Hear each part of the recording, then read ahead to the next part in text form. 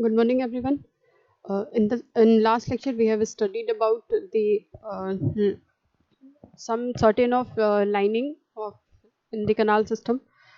So हम लोगों ने जो लॉसेस पढ़ा हुआ था कि जो हमारे कनाल में जो वाटर लॉसेस होते हैं, तो वो जो लॉसेस होते हैं हमारे वो किन किन फैक्टर्स पर डिपेंड करते हैं और किस किस तरीके के लॉसेस होते हैं। तो हमने दो तरीके के लॉसेस पढ़े थे। एक है हमारा इवापोरेशन लॉस और एक है हमारा सीपेज लॉस।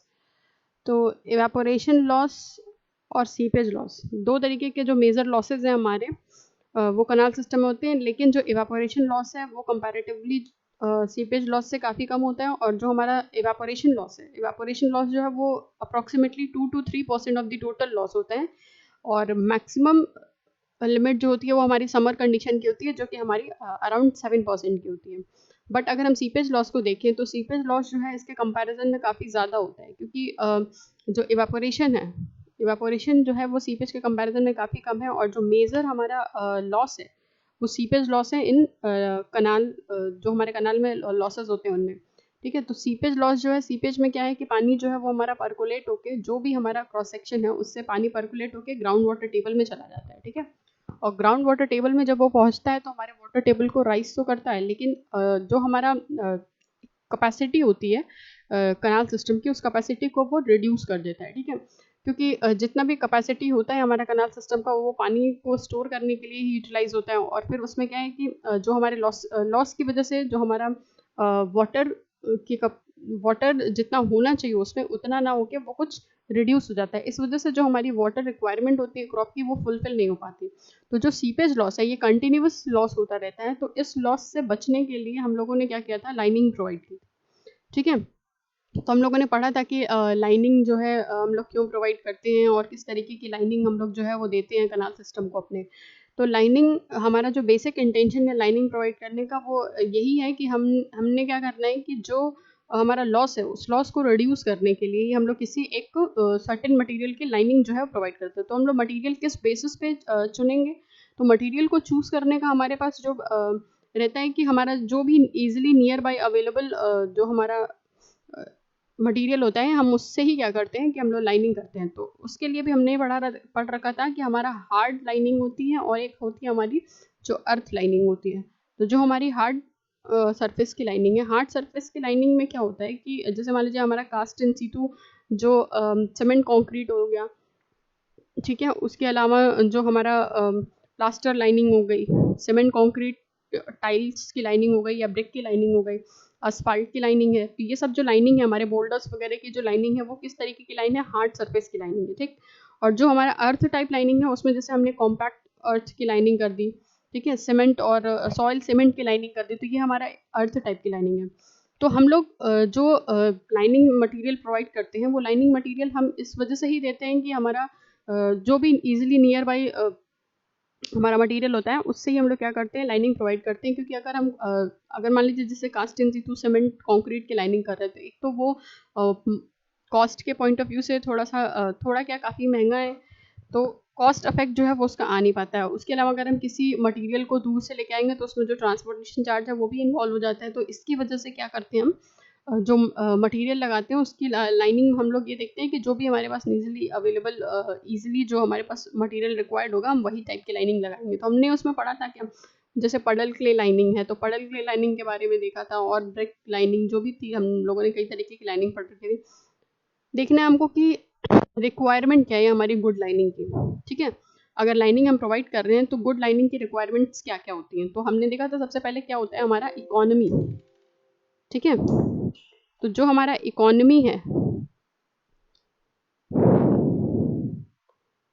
तो इकोनॉमी को अगर हम लोग ध्यान में रखते हैं कि हमें इस तरीके का जो है मटेरियल देना है जिसमें हमें सूटेबल टाइप ऑफ लाइनिंग जो हमारे लिए रहे, उसका कंस्ट्रक्शन और मशीनरी का या फिर जो भी हमारा इक्विपमेंट हम यूज़ कर रहे हैं, और जितना भी हमको टाइम अवेलेबल चाहिए उस कंप्लीशन ऑफ वर्क के लिए, तो इन सब चीज़ों का हम ध्यान रखेंगे ताकि हमारा इकोनॉमी फैक्टर जो है वो मतलब सेफ रहे। ठीक है, और जिस भी तरीके की लाइनिंग हम लोग प्रोवाइड करेंगे वो उसका इनिशियल कॉस्ट जो होती है मेंटेनेंस कॉस्ट और रिपेयर कॉस्ट, ये सब जो हमारे कॉस्ट इफेक्टिव जो है वो कम रहे। तो इस तरीके से हम लोग इकोनॉमी के फैक्टर को जो है रिड्यूस कर सकते हैं। और ये हमारे, अगर हम कहीं पे भी लाइनिंग दे रहे हैं तो उसकी गुड लाइनिंग के रिक्वायरमेंट में सबसे वन हमारा क्या है, इकोनॉमी। सेकंड क्या है, हमारी स्ट्रक्चरल एबिलिटी।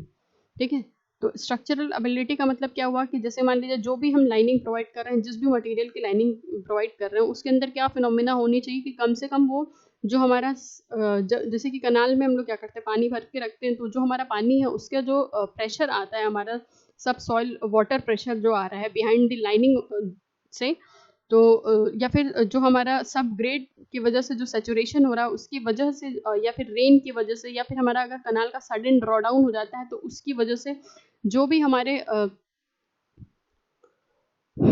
उसकी वजह से जो भी हमारे मतलब प्रेशर आ रहा है, उस प्रेशर के फॉर्मेशन की वजह से जो हमारा जो भी हमारे कनाल के स्ट्रक्चर है वो उसकी स्ट्रक्चर स्टेबिलिटी जो है वो बनी रहे। ठीक है, तो लाइनिंग जो है वो हमारी कैसी होनी चाहिए, सफिशिएंटली हैवी होनी चाहिए और स्ट्रांग होनी चाहिए, ताकि वो क्या करे, जो लोकल कैविटी का फॉर्मेशन होता है अगर हो रहा है वो लाइनिंग में बिहाइंड दी, जो हमारा वाटर प्रेशर या सॉइल प्रेशर आ रहा है उसकी वजह से अगर कैविटी का फॉर्मेशन भी हो रहा है तो उस कैविटी के फॉर्मेशन को विदस्टैंड कर सके, उसको रोक सके। ठीक है, तो हमारी स्ट्रक्चरल एबिलिटी जो है वो रिक्वायरमेंट ऑफ गुड लाइनिंग में बहुत ही ज़्यादा इंपॉर्टेंट फैक्टर है। थर्ड फैक्टर आता है कि हमारा ड्यूरेबिलिटी का। तो ड्यूरेबिलिटी यानी कि जो हमारी कनाल की जो लाइनिंग है वो ऐसी होनी चाहिए कि वो जो नेचुरल वियर एंड टीयर आ रहा है, जैसे कि हमारे वाटर की जो वेलोसिटी उस का जो वियर एंड टीयर आ रहा है, रेन या फिर सनशाइन या फिर फ्रॉस्ट और थॉविंग जो भी होता है उसकी वजह से भी, जैसे थॉविंग जो है मोस्टली हमारा जो कोल्ड कंट्रीज होती है वहाँ पर ये ज़्यादातर देखने को मिलता है। तो इनकी वजह से जो भी हमारा नेचुरल वियर एंड टीयर आ रहा है, या फिर थर्मल और मॉइस्चर चेंजेस आ रहे हैं, या फिर किसी सर्टेन केमिकल एक्शन की वजह से या किसी सॉल्ट की वजह से कुछ इफेक्ट आ रहा है, तो उससे ड्यूरेबिलिटी जो रहे वो हमारी उस कनाल की बनी रहे। ठीक है, तो ये हमारा कैसा होना चाहिए, बिल्कुल ये ऐसा होना चाहिए कि ये विदस्टैंड कर सके जो भी हमारे डैमेजिंग इफेक्ट हैं, चाहे वो कैटल ट्रैफिक की वजह से हो या फिर कोई वीड या फिर ग्रोथ। जैसे हम जानते हैं कि जो हमारे एक्वेटिक प्लांट होते हैं वो भी, हमारे एक्वेटिक प्लांट भी आ जाते हैं उसमें, या फिर वीड का ग्रोथ हो जाता है, तो उनकी ग्रोथ की वजह से भी हमारी जो ड्यूरेबिलिटी है वो इफेक्ट होती है, रेजिस्टेंस आता है, वियर एंड टियर आता है। तो फिर हम ये चाहते हैं कि इस तरीके की कोई भी फिनोमिना जो है वो कनाल सिस्टम में ना हो। ठीक है, तो एक तो ड्यूरेबिलिटी हमारा हो गया। नेक्स्ट फैक्टर आता है कि हमारे रिपेयरिंग का। ठीक है, तो लाइनिंग जो है वो हमारा, हम जानते हैं कि एक over the period of time, समय के साथ साथ जो हमारी लाइनिंग जो होती है वो धीरे धीरे डैमेज होती जाती है। ठीक है, तो हमारा जो लाइनिंग है, हम किसी भी मटेरियल का सिलेक्शन ऐसे करें कि जो हम लाइनिंग प्रोवाइड कर रहे हैं वो ऐसा होना चाहिए कि उसको हम लोग ईजिली और इकोनॉमिकली उसको मेंटेनेंस जो है वो दे सकें। ठीक है, जैसे कि हमारा चाहे ब्रिक या फिर टाइल की जो लाइनिंग करते हैं, या फिर कंक्रीट टाइल की जो लाइनिंग करते हैं, या स्टोन बोल्डर लाइनिंग करते हैं, तो ये सब जो रहता है ये हमारा इजीली और इकोनॉमिकली रिपेयर्ड हो जाता है इन कंपैरिजन टू, जैसे कि अगर हमने cast in situ concrete lining किया हुआ है तो उनके कंपैरिजन। तो हमें रिपेयरेबिलिटी पे भी ध्यान रखना है कि अगर हम किसी कनाल सिस्टम में अगर हम रिपेयरिंग कर रहे हैं तो वो हमारी रिपेयरिंग जो है वो इकोनॉमिकली और ईजिली हो जाए। ठीक है, तो एक हमारा रिक्वायरमेंट जो है वो ये हो गया। नेक्स्ट रिक्वायरमेंट आता है कि हमारा इम्परमेबिलिटी का।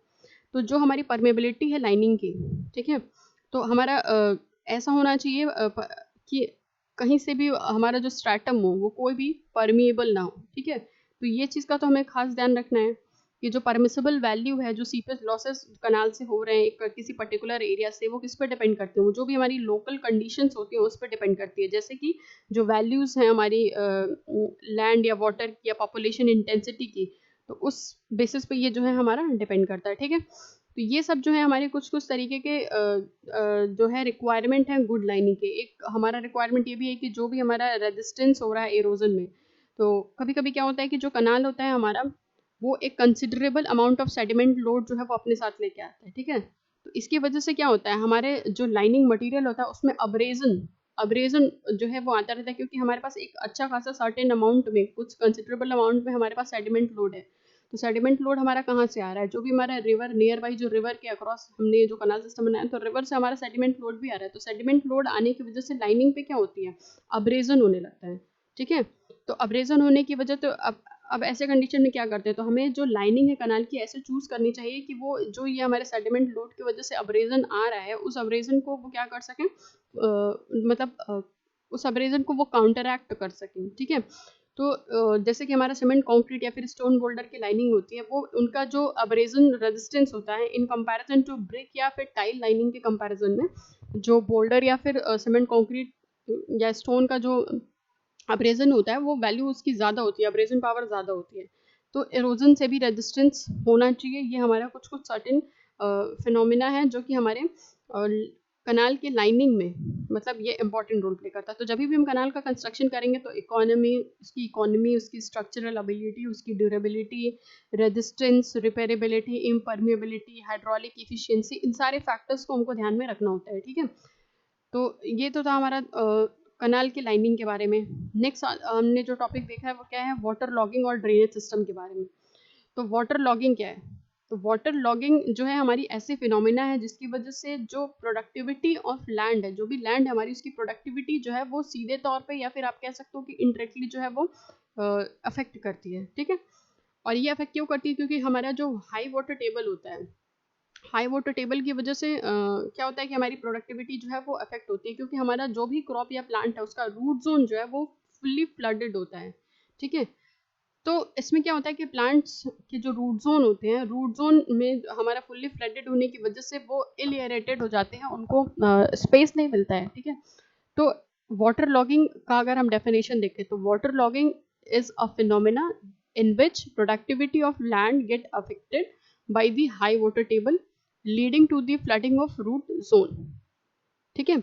तो होता क्या है कि जैसे मान लीजिए अगर किसी लैंड में अगर एक्सेस अमाउंट ऑफ वाटर, चाहे वो अगर मान लीजिए रेनफॉल के थ्रू भी जा रहा है, जो कोई एग्रीकल्चरल लैंड की बात कर रहा है, तो अगर क्या होता है कि हमारा किसी सीजन में अगर एक्सेस रेनफॉल हो गया, तो एक्सेस रेनफॉल की कंडीशन में या फिर ओवर और इंटेंसिव इरिगेशन की वजह से अगर वहाँ पर एक पर्टिकुलर लैंड में अगर सर्टेन अमाउंट जितना कि चाहिए उससे ज़्यादा अगर पानी है, तो उसमें क्या होता है, जो स्टैग्नेंट वाटर हो जाते हैं उनकी वजह से हमारा वाटर लॉगिंग की कंडीशन बन जाती है, ठीक है। तो इससे होता क्या, अगर वाटर लॉग्ड हो गया है हमारा फील्ड, तो जो प्रोडक्टिविटी होगी उस लैंड की वो अफेक्ट हो जाएगी, क्योंकि जब हम इरिगेशन में लैंड को, एग्रीकल्चर लैंड को पानी प्रोवाइड करते हैं, तो क्या होता है, जो भी हमारे सॉइल के वर्ड्स होते हैं वो पहले तो वैकेंट होते हैं, तो उसमें जो पानी जो है वो जाके उस सॉइल के वॉइड्स में इकट्ठा हो जाता है, ठीक है। फिर वो धीरे धीरे क्या करता है, वो परकोलेट करता है, पानी को सीप डाउन करता है नीचे, और वो पानी कहाँ चला जाता है, हमारा ग्राउंड वाटर टेबल को ज्वाइन कर लेता है। ये एक सर्टेन अमाउंट तक ही होता है। जब हमारा सॉइल जो है वो फुल्ली सैचुरेटेड हो जाएगा और जो हमारे प्लांट है उनके रूट जोन में, जो भी प्लांट होते हैं हमारे, वो रूट जोन में पानी को स्टोर करके रखते हैं कि एक सर्टेन टाइम के आने के बाद वो क्या करते हैं, उस पानी को अपने स्टेम, लीव्स और जो भी उनको नरिशमेंट के लिए उनको चाहिए होता है, उनके फुल फ्लेज्ड नरिशमेंट के लिए, तो वो उसको जो है प्लांट को टाइम टाइम पे पानी जो है वो रिसर्कुलेट करते रहते हैं, ठीक है। तो जो हमारा रूट जोन में पानी स्टोर होता है वही पानी जो है वो रिसर्कुलेट होता रहता है, ठीक है। तो अगर हमारा सॉइल में भी पानी जमा है और हमारा वाटर टेबल भी सफिशिएंटली हाई है और रूट जोन में भी पानी इकट्ठा है, तो ऐसे में क्या होगी कि अब उसमें और एक्सेस अमाउंट ऑफ वाटर जाएगा तो फ्लडिंग की कंडीशन हो जाएगी, ठीक है। तो फ्लडिंग की कंडीशन होने की वजह से वो पूरा एरिया जो होगा हमारा completely water locked and choked हो जाएगा, ठीक। तो फिर अब पानी क्या है कि रूट जोन से फिर वो सप्लाई नहीं हो पाएगा, ठीक है। तो इससे प्लांट जो होते हैं उन पे एक एडवर्स इफेक्ट आता है, जिनको हम लोग बोलते हैं क्या, इल इफेक्ट, ठीक है। इसी को हम लोग बोलते हैं इल इफेक्ट, ठीक। तो ये हमारे वाटर लॉगिंग की वजह से जो प्लांट एंड क्रॉप को जो नुकसान होता है, क्योंकि जो अभी इसके आगे हम पढ़ेंगे कि कौन कौन से फैक्टर्स हैं जिनकी वजह से हम लोग जो है प्लांट्स को नरिशमेंट मिलती है, ठीक है। और वो बैक्टीरिया ही हमारा जो एक नेसेसरी बैक्टीरिया होता है किसी भी प्लांट की ग्रोथ के लिए, वही किल हो जाता है, तो उस वजह से प्लांट जो है वो नरिश्ड नहीं हो पाते हैं। ये वाटर लॉगिंग का एक एडवर्स इफेक्ट है। होता ये है कि जैसे कि हम जानते हैं कि किसी भी एक मतलब लिविंग थिंग को कुछ न्यूट्रिएंट चाहिए, जैसे अगर हमारी बॉडी है तो उनको भी कुछ सर्टेन अमाउंट ऑफ कैलोरी चाहिए एक वर्क को परफॉर्म करने के लिए, ठीक है। इसी तरीके से जो प्लांट्स होते हैं उनकी भी लाइफ किस पर डिपेंड करती है, न्यूट्रिएंट्स पर डिपेंड करती है। और न्यूट्रिएंट्स कैसे होने चाहिए, जो भी मैंने नाइट्रोजनस कंपाउंड है, नाइट्रोजनस कंपाउंड होते हैं वो क्रॉप के न्यूट्रिएंट में एक मेजर रोल प्ले करते हैं, वही हमारे क्रॉप के न्यूट्रिएंट होते हैं, जैसे कि नाइट्रेट्स हो गया, ठीक है। तो ये जो नाइट्रेट है वो कंज्यूम करता है प्लांट, ठीक। और एक प्रोसेस होती है हमारी जिसको हम लोग बोलते हैं नाइट्रिफिकेशन, उसके थ्रू जो बैक्टीरिया रीजनरेट होता है, वो बैक्टीरिया जो है वो प्लांट के ग्रोथ में हेल्पफुल होता है, ठीक है। तो इसी नाइट्रिफिकेशन प्रोसेस के थ्रू ही क्या होता है, हमारे जो प्लांट होते हैं उन प्लांट्स को या क्रॉप को हमारे फूड की जो है वो प्रॉपर सप्लाई होती रहती है, ठीक है। और वो उनके ग्रोथ में एक इम्पॉर्टेंट रोल प्ले करता है बैक्टीरिया, ठीक है। तो वो बैक्टीरिया कहाँ से मिलता है हमको? नाइट्रिफिकेशन प्रोसेस से, ठीक है। अब बैक्टीरिया जो है हमारा, उनके सर्वाइवल के लिए, उनके ग्रोथ के लिए उनको ऑक्सीजन चाहिए, ठीक। वो ऑक्सीजन लेते हैं और नाइट्रिफिकेशन के प्रोसेस को कंप्लीट करते हैं, और वो जब नाइट्रिफिकेशन की प्रोसेस होती है तो जो हमारे प्लांट्स होते हैं उनको जो है जो रिक्वायर्ड उनकी सप्लाई चाहिए होती है वो उनको मिलती रहती है, ठीक है। तो जब हमारा कोई जो लैंड है हमारा, अगर वो एक्सेसिवली अगर वाटर लॉग्ड है, तो ऐसे कंडीशन में क्या होता है, जो ऑक्सीजन की सप्लाई होती है वो कट ऑफ हो जाती है, क्योंकि लैंड जो है वो पूरी तरीके से इलियरेटेड हो चुका है, उसमें पूरी तरीके से वाटर लॉगिंग की कंडीशन से जो हमारे रूट जोन है, सॉइल है, हाई वाटर टेबल की वजह से उनमें अब पानी के स्टैग्नेंट पोजीशन होने की वजह से ऑक्सीजन की जो सप्लाई है वो बंद हो जाती है। तो ऑक्सीजन की सप्लाई अगर कट ऑफ हो जा रही है, तो ऐसे में जो हमारा लैंड होगा वो भी इलियरेटेड है, तो हमारा जो बैक्टीरिया होता है वो उसकी डेथ होने लगती है, क्योंकि बैक्टीरिया के सर्वाइवल के लिए हमको चाहिए ऑक्सीजन, और वो ऑक्सीजन जब उस बैक्टीरिया को प्रॉपरली मिल नहीं पाता है, तो फिर ऐसे में क्या होता है, बैक्टीरिया जो होते हैं वो किल होने लगते हैं, और बैक्टीरिया के किल होने की वजह से जो हमारा नाइट्रिफिकेशन का प्रोसेस है वो पूरा अफेक्ट हो जाता है, ठीक है। तो फिर अब इससे डायरेक्टली क्या होता है, फॉल इन प्रोडक्शन होने लगता है। जो भी हमारे प्लांट हैं, जो भी हमारा रिक्वायर्ड फूड चाहिए उस प्लांट को, प्लांट्स जो है हमारे क्या होते हैं, डैमेज होने लगते हैं, जिनकी वजह से प्रोडक्टिविटी है हमारी उस एग्रीकल्चरल लैंड की वो कम हो जाती है, ठीक। यानी कि कुल मिला के बात ये है कि जो नाइट्रेट्स होते हैं वो कंसिक्वेंटली जो बहुत ही रिस्पॉन्सिबल होते हैं हमारे प्लांट के ग्रोथ के लिए, और अगर हमारे नाइट्रेट्स की सप्लाई ही रुक जाएगी, नाइट्रिफिकेशन प्रोसेस बंद हो जाएगा क्योंकि बैक्टीरियाज के लोग हैं, तो हमारा प्रोडक्शन रेट जो है वो कम हो जाएगा, या फिर बहुत ज़्यादा तेज़ी से फॉल करेगा, और जो प्लांट की ग्रोथ है वो कंसिक्वेंटली क्या होती है, बहुत ज़्यादा रिड्यूस हो जाती है, ठीक है। तो ये कुछ प्रॉब्लम है जो हमारे वाटर लॉगिंग की वजह से होते हैं। और क्या क्या प्रॉब्लम है, जैसे जो हमारा नॉर्मल कल्टीवेशन ऑपरेशन है, जैसे कि हमारा प्लॉइंग की कंडीशन हो गई, या टाइलिंग की कंडीशन हो गई, ठीक है। तो ये जो है वो अगर सॉइल हमारा बहुत वेट होता है, तो फिर ऐसे में अगर हम बहुत अगर वेटेड सॉइल है तो उसमें हम लोग प्लॉइंग नहीं कर पाएंगे, उसमें मतलब जुताई उसकी नहीं कर सकते, ठीक है। तो ऐसे में क्या है, जो हमारा नॉर्मल कल्टीवेशन ऑपरेशन है वो भी बहुत ज़्यादा इफेक्ट हो जाता है अगर वाटर लॉगिंग की कंडीशन रहे तो, ठीक है। अगर हमारे किसी एक पर्टिकुलर एग्रीकल्चर लैंड में बहुत ज़्यादा दिनों तक पानी अगर इकट्ठा हो जाता है, या स्टैग्नेंट पोजीशन में वाटर कुछ एक सर्टेन डेज तक या सर्टेन टाइम इंटरवल तक रहता है, तो ऐसे में ये किसको प्रमोट करता है, it leads to the salinity, ठीक है। वो सैलिनिटी को प्रमोट करता है, और सैलिनिटी की वजह से अगर कोई हमारा वाटर सलाइन है, या फिर अगर हमारी कोई लैंड जो है वो सैलिनिटी हो जाती है लैंड में, तो हमारा जो क्रॉप का प्रोडक्शन रेट है वो मतलब डिजास्टरली वो रिड्यूस हो जाता है, ठीक है।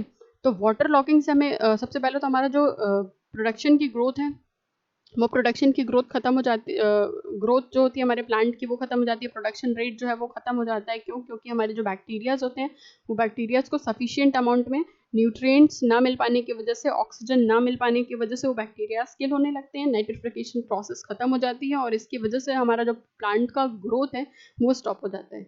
तो एक तो हमारा सीधे सीधे ये प्रोडक्शन रेट को रिड्यूस करता है वाटर लॉगिंग। सेकेंड कंडीशन कि जो प्लॉइंग वगैरह जो नॉर्मल कल्टीवेशन प्रोसेस है वो वेट सॉइल में ज़्यादा परफॉर्म नहीं हो पाता है। थर्ड क्या है कि अगर बहुत एक सर्टेन लिमिट के बाद अगर हमारा वाटर लॉगिंग बनी रहती है उस एग्रीकल्चरल लैंड में, तो वो सैलिनिटी को प्रमोट करता है, जिसकी वजह से हमारी जो प्रोडक्शन है वो मतलब वो जो हमारी सॉइल है वो धीरे धीरे कैसी हो जाती है, वो इनफर्टाइल हो जाती है, ठीक है। तो ये जो हमारे कुछ कुछ जो है वो प्रॉब्लम है जो कि वाटर लॉगिंग की वजह से क्रिएट होती है, ठीक। नेक्स्ट आते हैं हम कि क्या कॉज है, वाटर लॉगिंग के कॉज क्या है। तो वाटर लॉगिंग किस कारण से हो रहा है, तो पहला कारण तो ये है कि ओवर एंड इंटेंसिव इरिगेशन की वजह से, ठीक है। ओवर एंड इंटेंसिव इरिगेशन का मतलब ये है कि जब हम क्या करते हैं, इंटेंसिव इरिगेशन करते हैं, तो maximum area of a small region जो है वो इरिगेट होता है, ठीक है। तो इसमें क्या होता है, ये लीड किसको करता है, it leads to the heavy irrigation in that region, ठीक। तो सब्सिक्वेंटली अगर हम बहुत ज़्यादा पानी जो है उस पर्टिकुलर रीजन में दे रहे हैं, तो सब्सिक्वेंटली क्या होगा, हमारा जो वाटर टेबल होगा वो राइज होगा, ठीक। तो जो हमारा इंटेंसिव इरिगेशन है, इंटेंसिव इरिगेशन की वजह से हमारा अगर वाटर टेबल भी राइज हो रहा है, तो एक सर्टेन लिमिट तक तो वाटर टेबल राइज है, लेकिन एक लिमिट के बाद जैसे मान लीजिए कि अगर हमारा सॉइल जो है वो ऑलरेडी उनके वेकेंट्स उसमें वॉइड्स में फुल्ली सैचुरेटेड अगर हमारा सॉइल हो गया है सफिशिएंटली, अगर ये हमारा वाटर टेबल भी राइज हो गया है और जो हमारे रूट जोन है प्लांट्स के उसमें भी वाटर स्टोर है, तो फिर हमको उससे ज़्यादा पानी जो है वो नहीं चाहिए, क्योंकि उसके बाद वो वाटर लॉगिंग की कंडीशन आने लगती है। इस वजह से हम लोग कभी भी इंटेंसिव इरिगेशन को प्रमोट नहीं करते। हमेशा हम ये सोचते हैं कि हमेशा एक्सटेंसिव इरिगेशन रहे। इंटेंसिव इरिगेशन या फिर ओवर इरिगेशन की कंडीशन जो है वो नहीं आनी चाहिए। तो ये तो एक सबसे पहला कॉज है जो हमारा वाटर लॉगिंग की कंडीशन की वजह से होता है। ठीक, वाटर लॉगिंग का पहला कारण। दूसरा कारण ये है कि seepage of water table from the highland. अगर एडजॉइनिंग हाईलैंड, जो भी हमारा एडजॉइनिंग हाईलैंड है, ठीक है, तो उसमें सीपेज की वजह से जो हमारा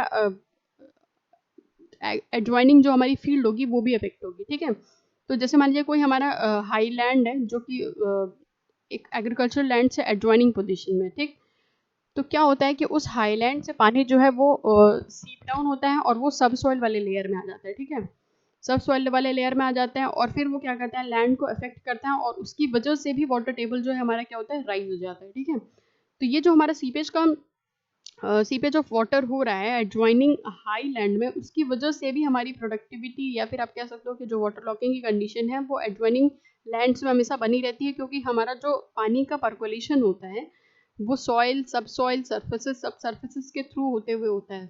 तो उसकी वजह से भी हमारा वाटर टेबल राइज होता है और वाटर टेबल राइज होने की वजह से फिर एक कंडीशन ऐसी आ गई कि वाटर लॉगिंग की कंडीशन बन जाएगी। ठीक है, तो दूसरा तो रीज़न हमारा ये रहा। थर्ड रीज़न क्या है, सीपेज ऑफ वाटर थ्रू कनाल।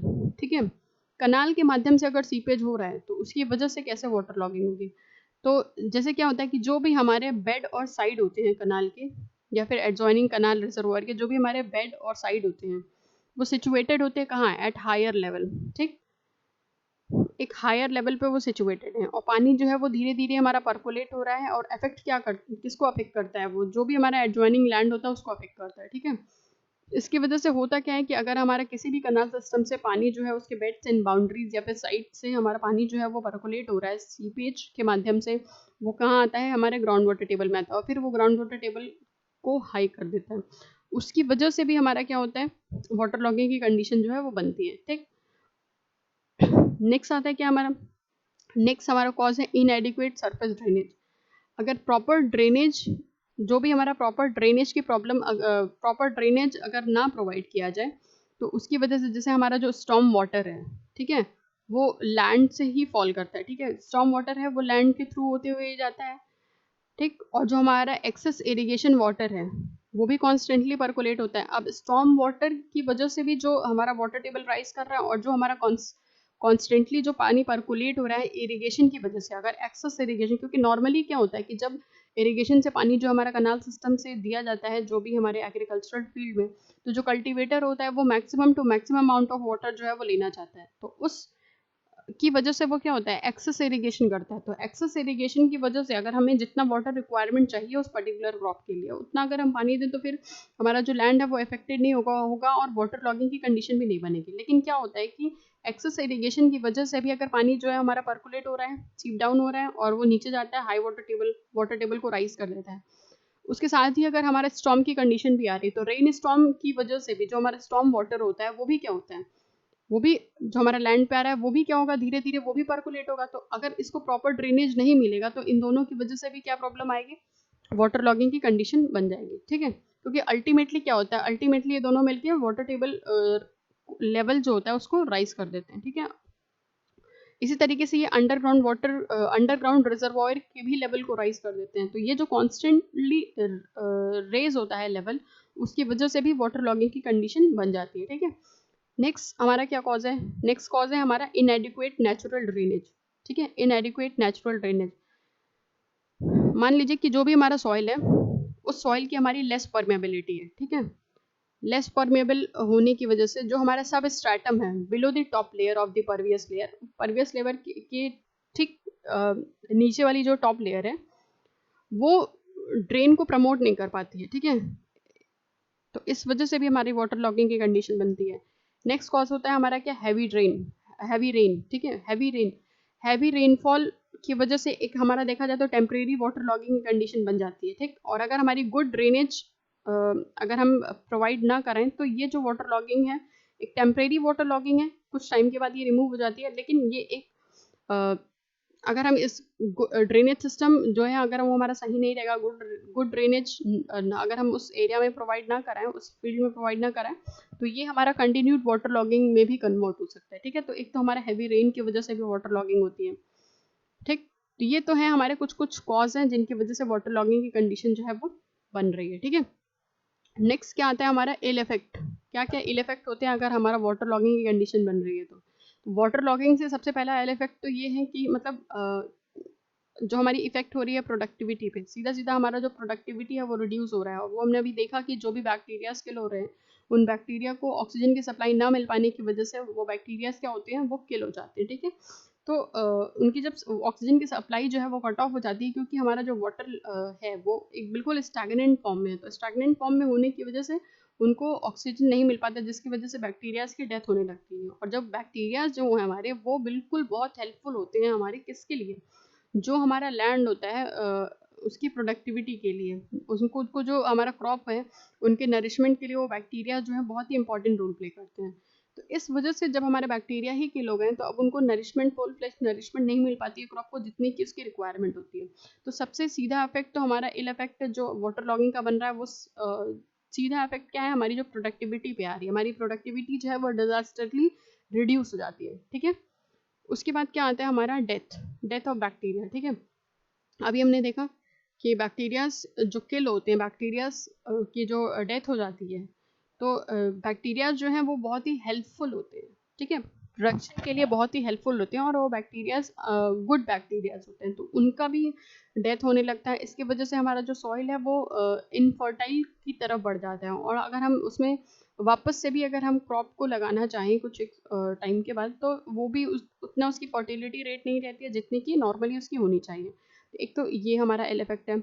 दूसरा क्या है हमारा जो loss in the temperature of soil. ठीक है, it result in decrease in the activity of bacteria for the plant to growth. जो भी हमारा प्लांट का ग्रोथ होता है, उनकी पार्टिसिपेशन के लिए जो बैक्टीरियाज हैं उनकी डिजास्टरली वो क्या होते हैं, डिक्रीज होती है उनकी एक्टिविटी। ठीक है, तो एक तो हमारे ये इल इफेक्ट है। नेक्स्ट इल इफेक्ट क्या है हमारा प्लॉइंग प्रॉब्लम। अगर कोई लैंड है या कोई एग्रीकल्चरल लैंड या एरिया है, अगर वो वाटर लॉक्ड है, तो उसमें उसकी वजह से जो हमारी प्लॉइंग की प्रॉब्लम आती है, उसकी खेत की बोआई, जुताई, उसकी हार्वेस्टिंग, सोइंग, हार्वेस्टिंग और प्लॉइंग, इन तीनों में जो है वो प्रॉब्लम आने लगती है। तो ये भी एक तरीके का हमारा इल इफेक्ट है कि हम प्रॉपरली उसको उसमें प्लॉइंग नहीं कर पा रहे हैं। उस एग्रीकल्चर लैंड को जितनी रिक्वायरमेंट है, जब उसकी हमें जुताई करनी है तो हम उसकी कर नहीं पा रहे हैं। ठीक है, उसके बाद से हमारा नेक्स्ट इल इफेक्ट क्या आता है, वीड ग्रोथ। जो भी हमारे एक्वाटिक प्लांट है, वो अगर हमारा कोई भी लैंड, एग्रीकल्चर लैंड जो है वो एक लंबे टाइम तक अगर वो वाटर लॉक्ड होगा, तो उसमें एक्वाटिक प्लांट जो है वो एक्वाटिक प्लांट आ जाते हैं, या फिर जो भी हमारे वीड्स होते हैं उनका ग्रोथ होने लगता है। जैसे कि जो हमारे खरपतवार हो गए, तो उनके ग्रोथ और वीड ग्रोथ या फिर एक्वाटिक प्लांट की ग्रोथ से क्या होता है, एब्रेजन की प्रॉब्लम जो है वो बहुत ज़्यादा आती है, और जो वाटर का फ्लो में वो रेजिस्टेंस पैदा करते हैं। ठीक है, तो ये हमारा वीट का ग्रोथ होने लगते हैं, तो ये भी एक तरीके का इल इफेक्ट है। ठीक है, फिर क्योंकि अगर वाटर, अभी हम लोगों ने देखा था कि अगर वाटर लॉगिंग की कंडीशन बनी रहती है एक पर्टिकुलर टाइम तक, तो वो जो सैलिनिटी को प्रमोट करता है। ठीक है, तो जो हमारा सरफेस है, सरफेस पे क्या होता है, सॉल्ट का लेयर जो है वो इंक्रीज होने लगता है, सॉल्ट कंटेंट जो है वो इंक्रीज होने लगता है। ठीक, बाकी जो एक एडवर्स इफेक्ट जो हमारा ग्रोथ ऑफ मॉस्किटोज हो रहे हैं, या फिर जो हमारा इरिगेशन वाटर है, इरिगेशन वाटर की डिमांड जो होती है वो रिड्यूस होने लगती है, क्योंकि ऑलरेडी अगर हमारा कोई एग्रीकल्चर लैंड वाटर लॉक्ड है, तो फिर हम उसमें इरिगेशन के लिए वाटर डिमांड तो फिर उसकी ख़त्म ही हो जाती है। ठीक है, तो ये तो थे हमारे कुछ कुछ इल इफेक्ट। ठीक है, नेक्स्ट जो है हमारा वाटर लॉगिंग में, तो नेक्स्ट आता है क्या हमारा वाटर लॉगिंग का कंट्रोल। तो वाटर लॉगिंग अगर हमारी आ रही है किसी एग्रीकल्चर लैंड में, तो आखिर हम उसको कैसे रिड्यूस करें, हम उसको कैसे ख़त्म कर सकते हैं, उसको कंट्रोल में कैसे करें कि हमारी वाटर लॉगिंग कम से कम हो, और ये जो हमारे एडवर्स इफेक्ट्स आ रहे हैं या जो इल इफेक्ट आ रहे हैं, इनको हम कैसे रिड्यूस करें। तो सबसे पहला तो वाटर लॉगिंग को रिड्यूस करने के लिए जो भी अगर हमारा कनाल्स में अगर वाटर लाइनिंग हो रही है, तो हम उसमें क्या कर सकते हैं, लाइनिंग प्रोवाइड कर सकते हैं कनाल में। ठीक है, तो कनाल में और वाटर कोर्स में हम लोग लाइनिंग प्रोवाइड कर दें, ताकि वाटर लॉगिंग की कंडीशन जो है वो ना बने। ठीक, फिर अगर हमारी जैसे हमने बताया था अभी कि एक हम इंटेंसिव इरिगेशन जो होती है हमारी, उसको रिड्यूस, जो इंटेंसिटी ऑफ इरिगेशन है उसको भी हम रिड्यूस करके जो है वाटर लॉगिंग को कंट्रोल में कर सकते हैं। ठीक है, तो इंटेंसिटी ऑफ इरिगेशन का मतलब ये हुआ कि हम जितनी इंटेंसिटी से इरिगेशन कर रहे थे उसकी इंटेंसिटी को अगर हम थोड़ा सा रिड्यूस कर दें, ठीक, तो उसकी वजह से जो वाटर लॉगिंग की कंडीशन अगर आएगी तो उसको हम लोग रिड्यूस या फिर कंट्रोल कर सकते हैं। ठीक है, उसके बाद एक और फैक्टर हम उसमें ला सकते हैं, हम क्रॉप रोटेशन को अगर उसमें इन्वॉल्व कर दें, इंट्रोड्यूस कर दें। ठीक है, तो जैसे कि मान लीजिए अगर एक हाई वाटर रिक्वायरिंग क्रॉप को हम किससे फॉलो अप करें, एक लेस वाटर रिक्वायर्ड क्रॉप से। ठीक है, जैसे क्रॉप रोटेशन का मतलब ये होता है कि हमने क्रॉप को रोटेट करके एक एग्रीकल्चरल लैंड में लगाया है। ठीक है, तो क्रॉप को रोटेट कर रहे हैं तो मतलब एक पर्टिकुलर सीजन तक हमने एक क्रॉप रखा, फिर उसके बाद हमने क्रॉप चेंज कर दिया, दूसरी क्रॉप को लगाया। तो अगर वाटर लॉगिंग की कंडीशन से बचना है तो फिर हम ऐसे भी कर सकते हैं कि हम एक टाइम में क्या करें, जिस क्रॉप की वाटर रिक्वायरमेंट ज़्यादा है, जो हाई वाटर रिक्वायरिंग क्रॉप है उसको लगाएं, और उसको लगाने के बाद हम लोग उसको किससे रिप्लेस करें, जो हमारी लेस वाटर रिक्वायरिंग क्रॉप है। ठीक है, या फिर उसके बाद हम उसको कैसे रिप्लेस करें जिसको वाटर रिक्वायरमेंट है ही नहीं, जिसकी नो वाटर रिक्वायरमेंट है, जैसे कि हमारा मूंगफली वगैरह हो गया, तो हम उसको ऐसे करके रिप्लेस कर सकते हैं कि एक बार हाई, लो और फिर लेस। तो फिर हम क्या कर सकते हैं, उस जो मॉइस्चर है उसकी एक्सेसिवनेस को हम लोग डील कर सकते हैं। ठीक है, तो क्रॉप रोटेशन को भी अगर हम लोग इंट्रोड्यूस कर दें तो हम लोग इससे क्या कर सकते हैं, वाटर लॉगिंग को कंट्रोल कर सकते हैं। ठीक है, उसके बाद से अगर हमको इंटरसेप्टिंग ड्रेनेज प्रोवाइड कर दें, ठीक, तो ये जो हमारा ड्रेन सिस्टम होगा ये क्या करेगा, प्रिवेंट करेगा जो हमारा कनाल से वाटर जो सीप हो रहा है, सीप डाउन हो रहा है, तो वो जो seeping of the canal system को वो इंटरसेप्ट और प्रिवेंट करेगा। ठीक है, फ्रॉम दी कहाँ से प्रिवेंट करेगा, जो भी हमारा वाटर लॉगिंग एरिया में जो रीचिंग होती है इस पानी की, उस पानी से उसको क्या करेगा, प्रिवेंट करेगा। ठीक है, तो हम लोग एक इंटरसेप्टिंग ड्रेनेज भी प्रोवाइड करके हम लोग वाटर लॉगिंग की कंडीशन से बच सकते हैं। ठीक है, और हम लोग कैसे कंट्रोल कर सकते हैं, अगर हम ऑप्टिमम यूज ऑफ वाटर करें। ठीक है, ठीक है, तो ऑप्टिमम यूज करके भी हम लोग क्या कर सकते हैं, ना ही तो ज़्यादा ना ही तो कम, एक ऑप्टिमम क्वांटिटी ऑफ वाटर को अगर यूटिलाइज करें ऑन द बेसिस ऑफ जो भी हमारा इरिगेटेड लैंड इरिगेटेड क्रॉप है उसको चेंज कर करके अगर हम लोग उसकी क्वांटिटी को यूटिलाइज कर रहे हैं, एक ऑप्टिमम क्वांटिटी को, तो एक ऑप्टिमम यूज से भी हम लोग क्या कर सकते हैं, वाटर लॉगिंग को कंट्रोल कर सकते हैं। ठीक है, तो ये जो था हमारे जो फैक्टर्स थे वो क्या थे, वाटर लॉगिंग से रिलेटेड। ठीक है, तो वाटर लॉगिंग के बारे में जब भी पूछता है तो वो यही पूछता है कि व्हाट इज वाटर लॉगिंग, उसके एल इफेक्ट्स और उनके कंट्रोल के बारे में बताइए, और क्या क्या इफेक्ट आ रहे हैं हमारे वाटर लॉगिंग से उनको बताना है। ठीक है, तो this is all about the water logging, और नेक्स्ट लेक्चर में हम लोग लैंड ड्रेनेज के बारे में पढ़ेंगे। ठीक है, टिल देन, थैंक यू।